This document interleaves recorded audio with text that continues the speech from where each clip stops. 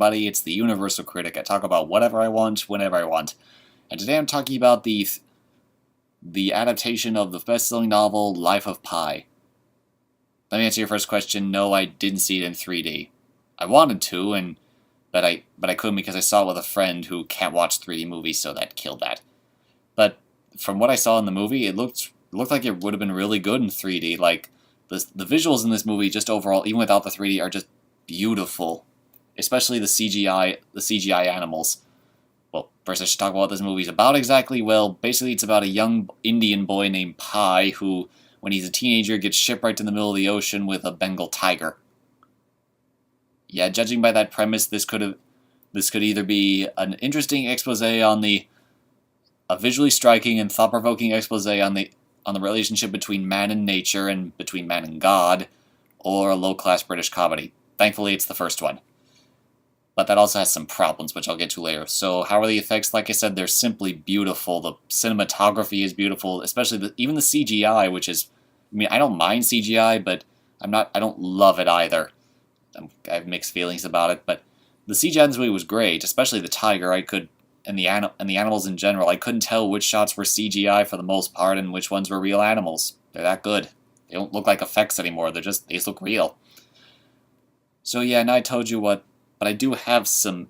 How is the acting in this movie? Well, I thought the actors were really good. I'm surprised this movie's making so much money, considering it doesn't have any major stars or action scenes, and it's an independent film. But then again, Cloud Atlas was an independent film, and it had a bunch of name actors and a lot of action scenes, and it wasn't in 3D, which can be both a turn on and a turn off for people, and it still didn't make much money.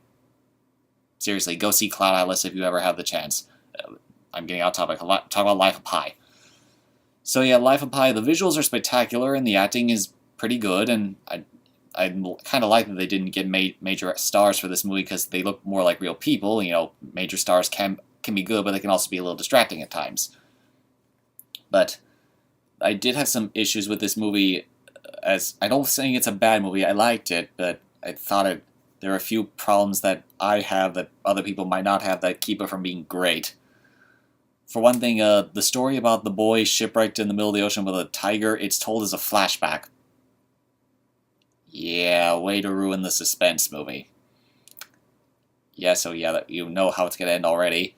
But anyway, there's also another problem that I have with the story is, well, the message. This is a very religiously themed movie, and I'm not a very religious person myself, but that's not just the only problem I have, that's religious. It's the way the message is presented. At the end of the story, Pi, the adult Pi, is telling the story, and he tells that the one story with him and one version of the story that's kind of uplifting in a bittersweet way, and another one that's just rather depressing.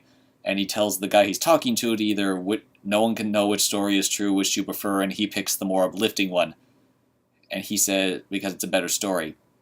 So the more story is, don't go for what's probably true or what's more makes more sense, but rather go for a story that's more appealing to you. Yeah, thought that moral was a little confused. So Life of Pi overall for me is it gives me mixed feelings, to be honest.